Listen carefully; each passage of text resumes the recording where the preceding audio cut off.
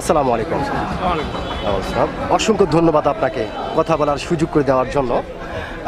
তো ভাইজান, সর্বপ্রথমে জানতে চাচ্ছি আপনি কেমন আছেন? ভালো আছেন, আলহামদুলিল্লাহ, যা আল্লাহ আপনাকে ভালো রেখেছে।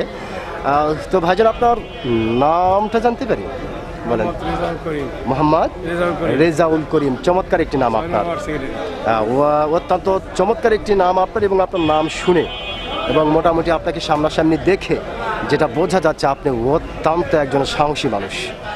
ছোটবেলা থেকে আপনি প্রচণ্ড সাহসী, সেটা কিন্তু আপনাকে দেখেই বোঝা যাচ্ছে। তো যেহেতু আপনি অত্যন্ত একজন সাহসী মানুষ, সেই ক্ষেত্রে এই বিষয়টি আপনার কাছ থেকে জানতে চাচ্ছি যে আমাদের বাংলাদেশে একটি নির্বাচনের ঘণ্টা বাজতেছে, এবং এই নির্বাচনকে নিয়ে বাংলাদেশের বিভিন্ন মানুষ বিভিন্ন ধরনের কথা বলতেছে। হ্যাঁ, কেউ বলতেছে যে এই নির্বাচন আওয়ামী লীগ ছাড়া জায়েজ হবে না, আবার কেউ বলতেছে যে না, এই নির্বাচন গণতান্ত্রিকভাবেই হচ্ছে, আবার কেউ বলতেছে যে এই নির্বাচন গণতান্ত্রিকভাবে হতেও পারে, নাও পারে। তা আপনি একজন সাহসী মানুষ হিসেবে আপনি কোনটা মনে করেন? না, ভোট হবে, ভোট হবে, এবং সেটা সুষ্ঠু এবং গণতান্ত্রিকভাবেই হবে। আচ্ছা, যেহেতু খুব সুন্দর করে আপনি এই কথাটি বললেন, তো আসলে আপনি কোন আইডিয়াতে বা হয়তো কোন ইকে দেখে আপনি বুঝতে পারলেন যে নির্বাচনটি সুষ্ঠু হবে?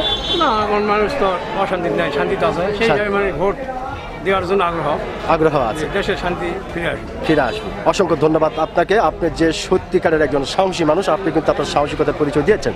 আপনি বলেছেন যে বর্তমান দেশ ভালো আছে এবং নির্বাচনও সুষ্ঠু হবে, মানুষ আনন্দ হয়ে ভোট দিতে যাবে। অসংখ্য ধন্যবাদ আপনাকে।